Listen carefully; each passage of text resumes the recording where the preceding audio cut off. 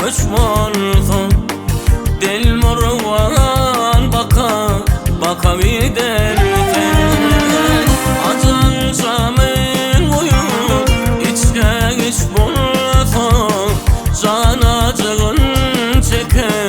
çeke gidersen Derdentlerin dururlar gül yana Naşarlansa çayım kalar efgana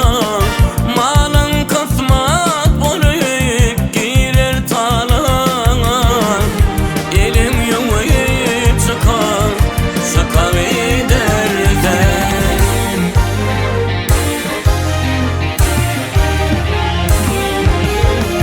Mal için acıttım kardeş doğarım Ağırdım tane satıp savarım Paylaşırlar halal haram yananım Sen adama çeken gidersen Bu dünyadan varsam ol dünya kardeş Neler görecektir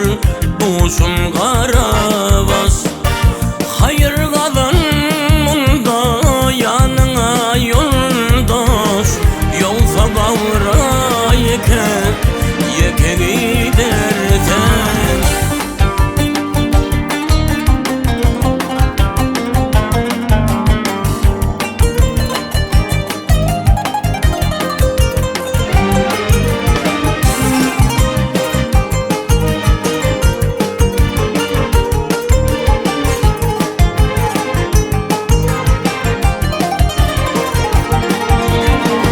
Dünyada köktür dost Kudur dişlerin Kanatın kuvveti Kaldır kuşların